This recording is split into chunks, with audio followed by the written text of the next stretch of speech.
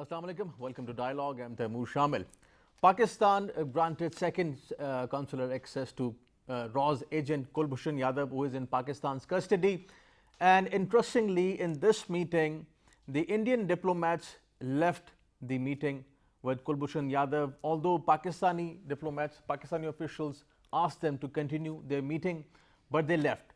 The way they left was pretty dramatic, and of course it has a reason. The reason was that they knew that this is the person, Kulbhushan Yadav, who has been instigating, financing and supporting terrorism and extremism inside Pakistan, in Balochistan, and that they just wanted to bring in the attention that they were not allowed unimpededly to have a conversation with Kulbhushan Yadav, which was rebuffed by Pakistan, of course. Pakistan has repeatedly said that Pakistan has given the second consular access to Kulbhushan Yadav under the ICJ's ruling, and Pakistan can give another access to Kulbhushan Yadav. The Indian diplomats can meet him, they can talk to him. Let's see if India or the Indian diplomats would do that. What is important in this whole case is that Kulbhushan Yadav, Raw's agent, a serving commander of Indian Navy, was instigating terrorism and extremism inside Pakistan, in Balochistan, and he was arrested while operating in Balochistan. Pakistan has repeatedly brought up this issue at different platforms that India has been financing and supporting terrorist organizations, not just in Pakistan, not just in Balochistan for that matter, but also that India has been financing and supporting terrorist organizations and individuals like TTP and Daesh in Afghanistan, who have been operating from Afghanistan as well. Would India put an end to this financing of extremism and terrorism? And also that this whole case of Kulbhushan Yadav is a big embarrassment for India, yet another big embarrassment. We'll take a break, and after the break, we'll be right back.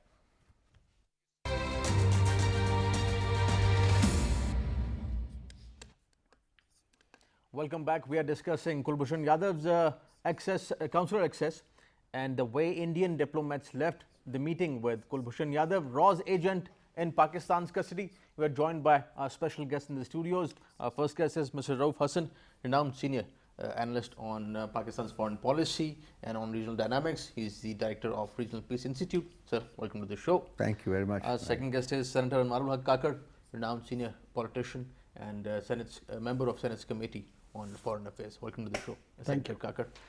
Mr. Hassan, starting with this consular access, first of all, the whole debate around Kulbhushan's access to the consulars, Indian diplomats, the way they came, and by the way, this is not the first time. Earlier, his family came, his mother and his wife.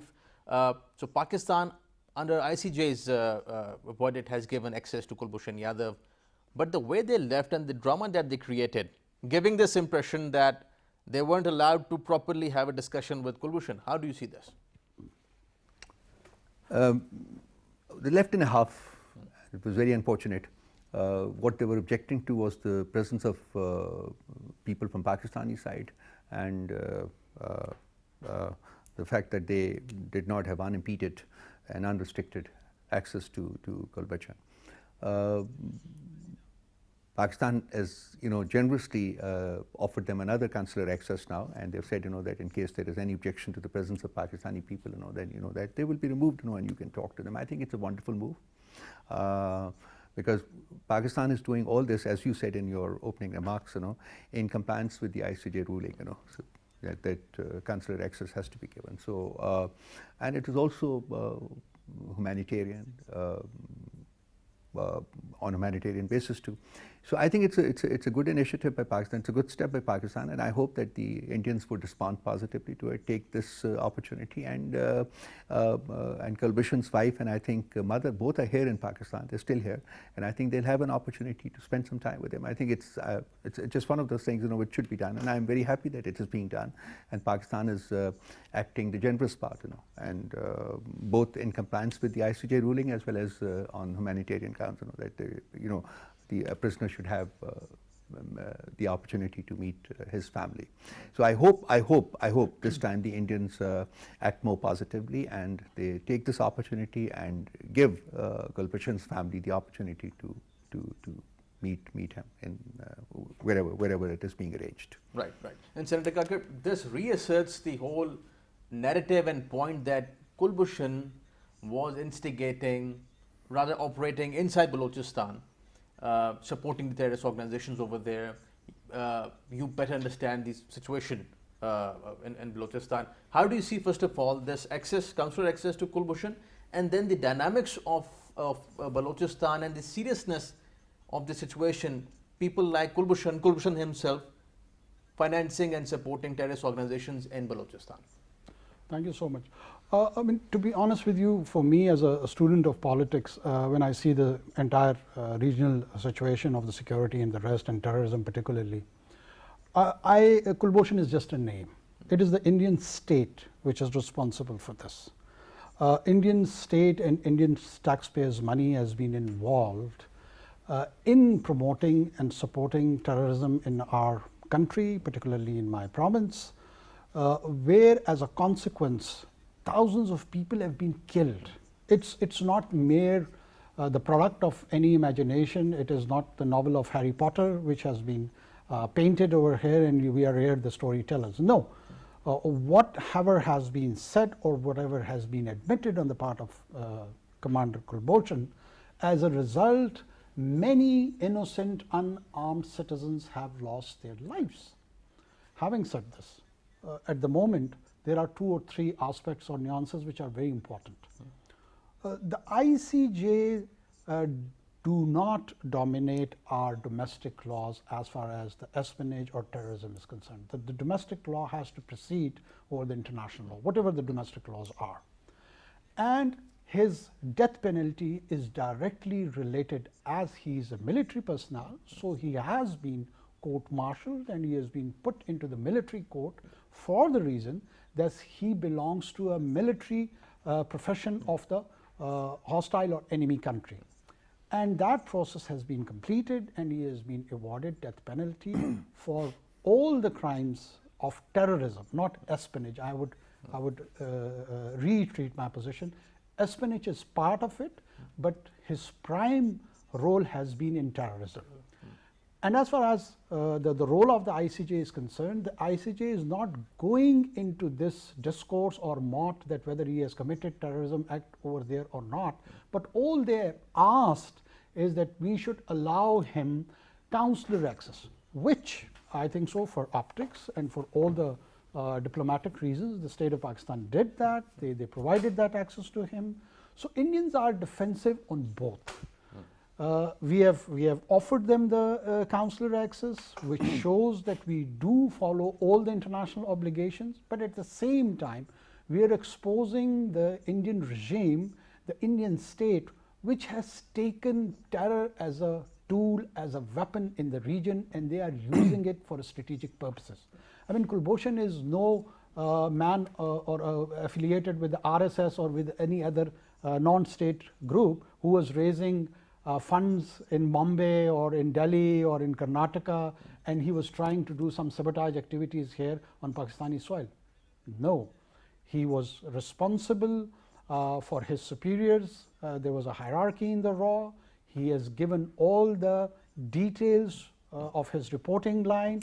So the entire mechanism of Indian state, which goes up till the level of the Prime Minister, was involved in this, and in my humble opinion, this is more or less like an act of war.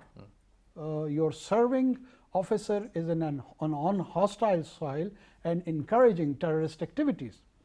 So first of all, we should project it as the reality explains it.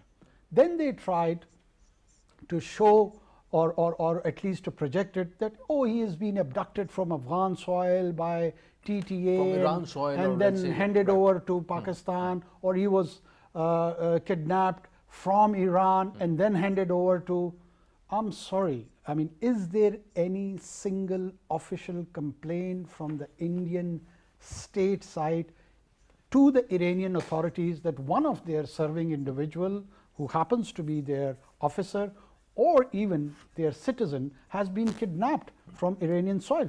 No, they haven't, because they know the reality themselves. So they are in catch-22 situation. Pakistan is I think so, ensconced after a very long time in such a position where we can explain, where we can expose, where we can tell the world that it is not been the state of Pakistan which has been involved, the state of Pakistan, directly in promoting terrorism in the region. Contrary to that, it is the Indian state with their so-called Bollywood image, with their so-called soft image which they are trying to promote in London and DC, but in reality in the region what they are doing, they are bartering the trade of blood. And interestingly, rightly said, the image that they want to portray, I think nobody is buying it. Nobody even inside India, Mr. Hassan, is buying that image that BJP probably or Bollywood want to sell to the people in London or perhaps in USA. India at the moment, the way it has been instigating terrorist organizations in Afghanistan for that matter, TTP, and we have been discussing this on our show as well, with you as well, that India has been financing TTP, Kulbhushan Yadav, terrorist organizations in Balochistan for that matter. ISIS in Afghanistan. ISIS in Afghanistan for that matter. How do you see India's subversive activities in that region and the way, interestingly, recently we have seen that it is getting isolated day by day, its relations with its neighbors, its relations with, totally isolated in Afghanistan, no role for India in Afghanistan. How do you see this? Well, it's very interesting because I think this region is undergoing a massive transformation, and I think it's already on course. And India is meeting one setback after the other. India is not out of Afghanistan yet, except India's role has changed from that of an aid giver to the government of Afghanistan to a state that is now trying to sabotage the advent of peace in Afghanistan. Like my friend said, they're supporting ISIS, and most of the terrorist activities which are now taking place in Afghanistan, they're not owned by the Taliban. They're owned by a terrorist organization, which is being duly supported and aided by the Indian government. So this is a new role that they have devolved onto themselves, in Afghanistan. But in the larger region, your question possibly pertains to that. It's a very interesting development which has recently taken place, and that is in Iran. Our relations with Iran have not been very, very cordial in the last few years, particularly since the advent of the Khomeini regime there. But Pakistan has continued to try hard, and I think of late there was gradual improvement in our relations. In fact, Pakistan was even trying to act the mediator between Iran and Saudi Arabia, and both the governments actually asked the Prime Minister to do it, and I think the Prime Minister did make an effort in that regard, and that is an ongoing effort. But because of the American pressure, because of so many restrictions that it had imposed on Iran, it has been a difficult life for the Iranians in the last few years. Consequently, China made use of that opportunity, and it has now signed a $400 billion aid package, economic package, with Iran. And Iran is going to become a partner in the CPAC regimen, and it has also kicked India out of Chabahar, as well as the railway track, which was being constructed, was to be constructed, with Indian support and financial help. So this is a major step in this part of the world. So those people, pundits, who have been talking about this new axis emerging in this part of the world, starting from Russia through the Central Asian republics, Afghanistan, Iran, Turkey, Pakistan, and China. There's the new axis that people have been talking about, writing about. We see the contours of it emerging finally. There's still gaps there. For example, Afghanistan is the big gap because there is no peace in Afghanistan today. And as and when there is peace in Afghanistan, and hopefully, soon, then the Central Asian republics and Afghanistan too will become part of this larger economic network, which is to the benefit of the countries of this region, So, coming back to the original question that you posed, India has transited. If you go back in history to, let's say, 7 decades ago, to 1947, Pakistan opted to being a partner of the West. That means it plunked itself out of its own region, and placed itself, in a distant corner of the world, which for many was a policy aberration.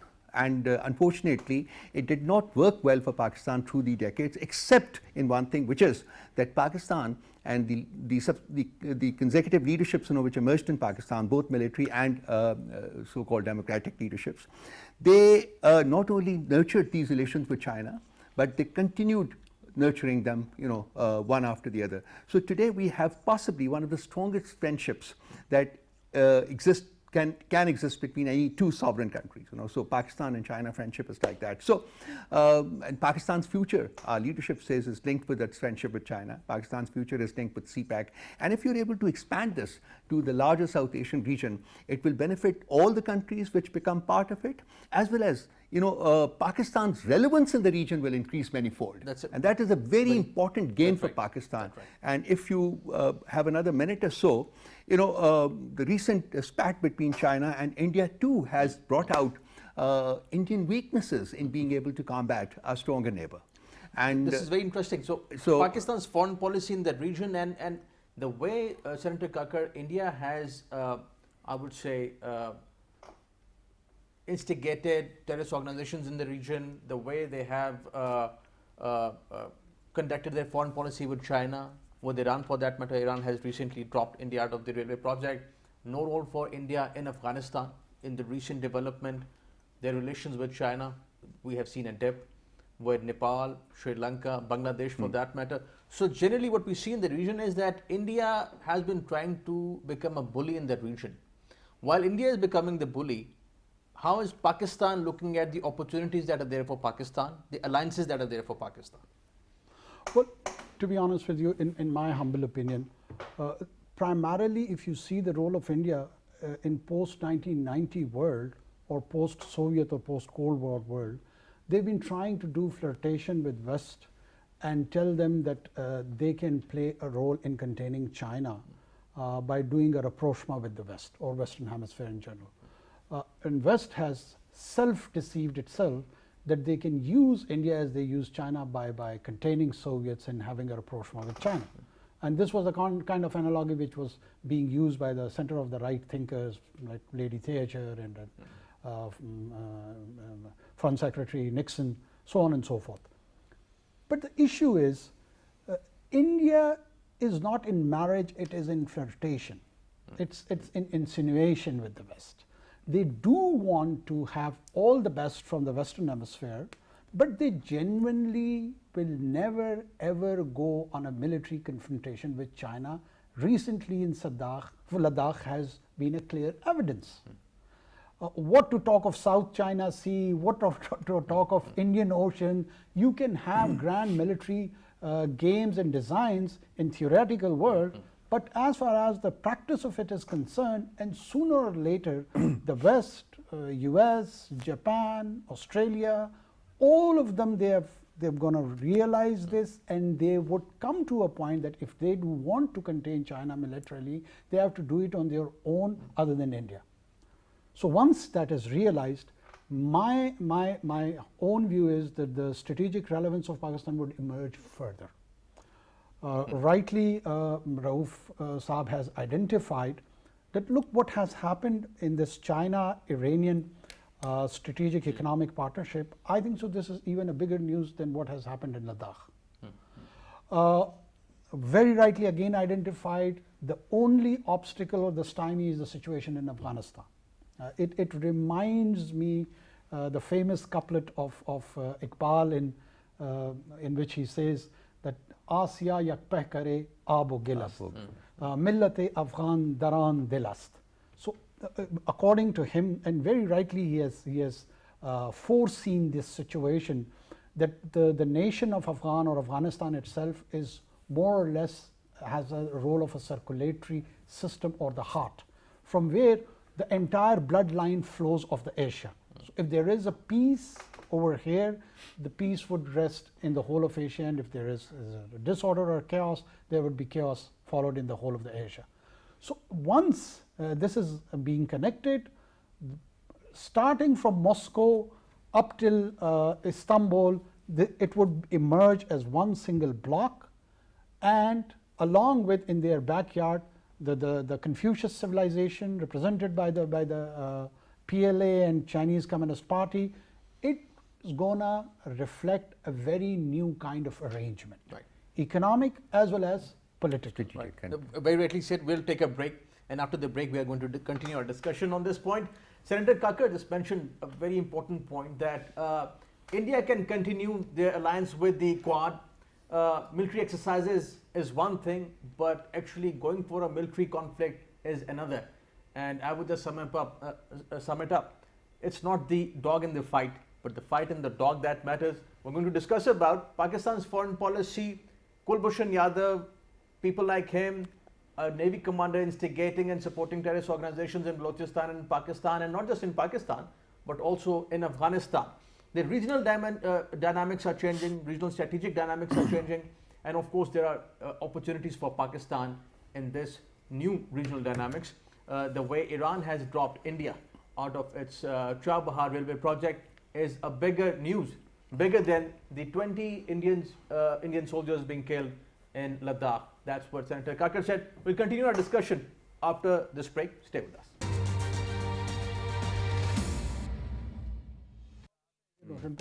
Welcome back. We are discussing Kulbhushan Yadav and also the regional strategic balance.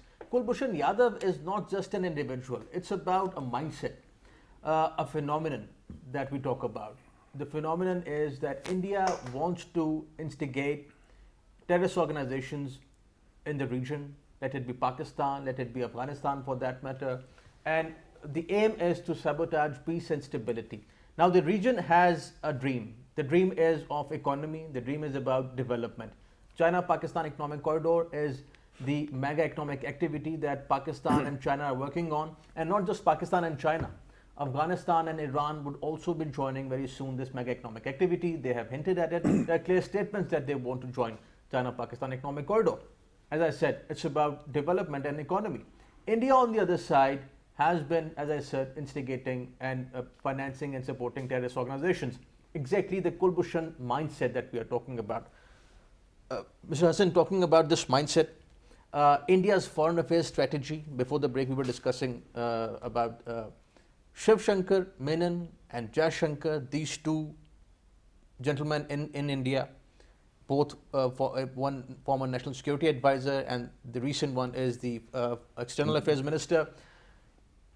Experts are of the view that India is in an utter confusion. The Indian foreign affairs strategy is about utter confusion. They have missed the opportunities that were there for India in the region. They are at daggers drawn with China, as we were discussing, with all the countries almost in the region. How do you see this Indian strategic confusion and this stress and the anxiety that Senator Kakar was talking about, out of which now they are supporting the terrorist organizations? Well, so far as they are concerned, basically, you see, when they were taking this initiative, or when they were thinking in terms of expanding the repertoire of their friendship / influence / hobnobbing / such other things, they did not look at it as a mistake that they would be making. But now, in retrospect, one feels that possibly they left firm ground for marshy climbs because they were well plonked here. They had good relations with Afghanistan. They had improved relations with Iran. They had good relations with Sri Lanka. They had good relations with Nepal. Then Bhutan is virtually a hostage. They had excellent relations with Bangladesh. While Pakistan was the odd country out, and they had improving relations with China. So in a situation like that, they opted to transit to the West, and extend a hand of friendship, and Jai Shankar is the architect of that shift in policy, basically, because he has been posted in West, as ambassador and at key positions, and he's the one basically who bridged that shift in Indian policy to also get closer to the West. But there were developments taking place in this part of the world, and I think the pace at which these developments have taken place or shaped in the last 2 decades, possibly was something, that was not understood or that was not comprehended by the Indians, when they were thinking in terms of, making this shift. They did not expect that, their relations, with Russia would no longer remain the kind of relations, that they had. They could never imagine that things like what that's happening in Afghanistan today would happen, and that there would be prospect of peace. They were banking on Afghanistan remaining a country in turmoil, and that is what they wanted to exploit, both in terms of exploiting the Afghans as well as in terms of carrying out activities, with regard to Pakistan. Their relations, with Iran had improved. They could not imagine, that the Americans, possibly would be imposing restrictions to an extent that China would be forced to think of options, alternatives, like it has now by signing this $400 billion mega economic package with the Chinese and all.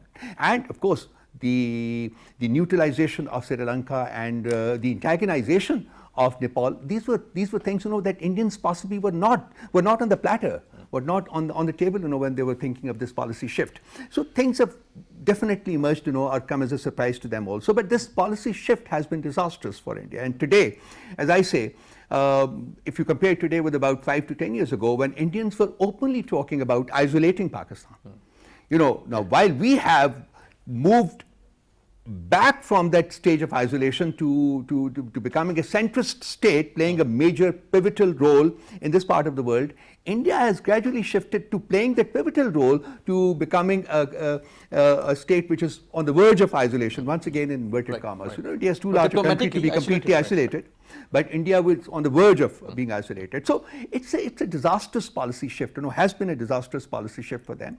And what is even worse is that I see no prospect of them coming back center stage in this part of the world, because things have moved on in this, with regard to China, Pakistan, Iran, and even Afghanistan.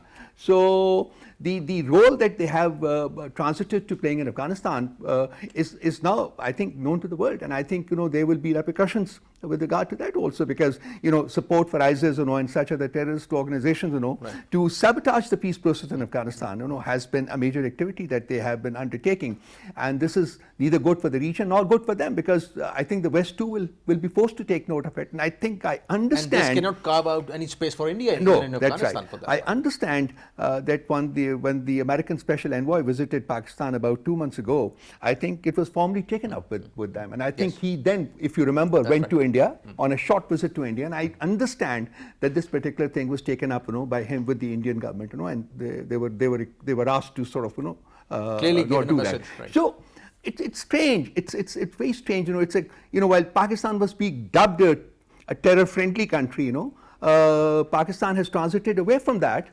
and India, that was accusing Pakistan of being a terrorist country, and India is now almost on the verge of, or actually may already be playing that role in Afghanistan. So it's this is what they call the uncertainties of geostrategic politics. They shift so quickly. Realpolitik. Yeah, realpolitik basically. Senator Kakar, two things that we see, two trends politically in the region. One is the geoeconomics, and the other is diplomatically looking at things. Interestingly, Iran has been very vocal about supporting Pakistan on Kashmir. Now, that is also very much, many experts see, linked to geoeconomics. CPEC, China's influence in Afghanistan, consequently in Iran, and Chabahar and Gwadar can complement each other. And this has been a debate in Pakistan and in the region, that both were seen at one point as rivals, but both can actually complement each other. So there is more that is common among Pakistan and Iran. The way Iran and Turkey have taken a stance on Kashmir, putting India on the back foot. China too has now become a fourth, I would say, stakeholder in Kashmir now. Pakistan, India, very much so. Kashmiris and China now, because Ladakh is not just about India and China, it's about Kashmir as well. How do you see this whole situation? Sometimes politics shapes economy, and sometimes economy shapes politics. In this particular situation, the economic interest of this whole bloc is bringing everyone to commonality towards certain political positions. I would, at the same time, would add something to which my learned friend Rauf Saab has elaborated very well, that there is an internal dimension of Hindutva politics also, which is affecting the foreign policy of this whole region. Right. And what is important in that undeclared but spoken war of the two important Abrahamic faiths, that is Islam and Christianity, Hindutva has declared war upon them. They treat Christianity and Islam as an alien faith, as an alien idea which has come to the South Asia and which has usurped in way in their own explanation the indigenous Hindu culture and the ideologues of Hindutva openly come up with jargon such as Pehle Kasai Phere Sai. First they are going to target the Muslims, followed by the Christians. So this sort of a mindset would expose it further into the Western hemisphere, where majorly the major population associate themselves with the Christian faith. So it's going to have a lot of strategic implications in the future for Indian image. They're not realizing it at the moment, but this is very dangerous trend. If you declare a war on certain faith, whether they are practicing it or not, that is irrelevant. But if you attack their identity, there would be some sort of a response or reaction, whatever it has. We will witness it. Sooner or later, it has to haunt the Indian state and this Hindutva and RSS mentality. And it would affect the whole geostrategic and geoeconomics of the region. Right. So this issue of Kashmir, Mr. Hassan, now becoming a regional issue, interestingly, as I just mentioned. China taking a stance on Kashmir, Iran for that matter. And by the way, if you look at the people in Afghanistan, they realized the gravity. There were protests, burning of the Indian flag in Kandahar and many parts of Afghanistan for that matter. So regionally, the way people have taken up the case of Kashmir, that too is pretty much of a stress and anxiety for India on the diplomatic front. Do you see it that way? See, as you said, basically, Kashmir is a contentious thing between India and Pakistan, but it was not just between India and Pakistan, it was also between India and China, because China has claims on Ladakh, which is part of the larger state of Jammu and Kashmir. Consequently, it's a trilateral issue. It was always a trilateral issue, and China has made it very clear that it definitely wants to stamp its authority and lay a claim to its suzerainty. And supporting Pakistan at Security Council. And Pakistan, yeah, that's right. So it's not working well for India, unfortunately, for them. It's not working well for India, and I think if you want to, if you had time, I understand it. That we're closing in on 9 o'clock, and we would not be able to get into a larger debate on that. But the fact is that it's a very interesting situation, strategic situation developing along the Pulwam Valley, and extending all the way to the Karakoram heights. India has a very tenuous hold on Kashmir at this moment in time, military hold, very tenuous, and there's just an 8-mile stretch basically, which they have to use. And if there's another move from China at some stage in the future, and you can't write it off, there's always a possibility, it can block off Indian military access into Kashmir by taking over that 8-mile stretch and all. So you see, if you want to, I wish I had a map here, and we would have possibly discussed it with reference to how this action can take place. And if that happens, Pakistan will have a free access into Kashmir. And with the state of the Kashmiri people at this moment in time, which are willing and eager to rise in rebellion against, actually are already risen in rebellion against the Indian government. I think it can be facilitated, or a solution of the Kashmir dispute can be facilitated. So India has to watch its step very carefully. It has made some false moves, and they're going to come back to haunt it. And its hold on Kashmir, I already feel, but for this military presence of over 800,000 troops there, it's already very tenuous, very weak now. So another false move, another provocation to the Chinese to make another move. I think they're going to be serious issues for India. Senator Kakkar, briefly, your comment on Kashmir, and as I just mentioned, that in the region, there is this strong realization about the atrocities, Indian atrocities in Kashmir. I'm talking about our Western neighbors, and even in Central Asia for that matter. How do you see this? Indian atrocities in the occupied Kashmir is so evident now that from New York Times to Washington Post, everyone is talking about it. It is self-evident. They cannot obfuscate it further. They are being exposed day by day. We need to highlight whatever they are doing over there day in and day out. We shouldn't stop doing that. We should keep beating the drum and telling everyone in the world what sort of tyranny is being represented by the Indians in the occupied Kashmir. Gentlemen, thank you for joining us. Mr. Hassan, Thank you. Pleasure having on the show. Always a Thank you pleasure. for your time. Always a pleasure. Senator Thank you Kakar, very much. Pleasure Thank you. having on the show. Thank you for joining us.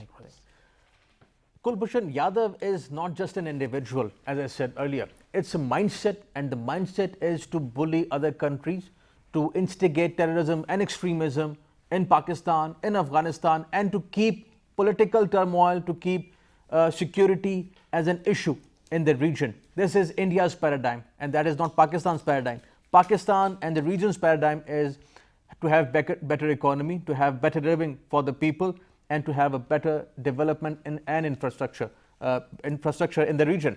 Pakistan is working on it, and we hope that the region would embark on a mega economic activity, while we see that India is getting diplomatically isolated day by day. Thank you for watching today's dialogue. See you next time.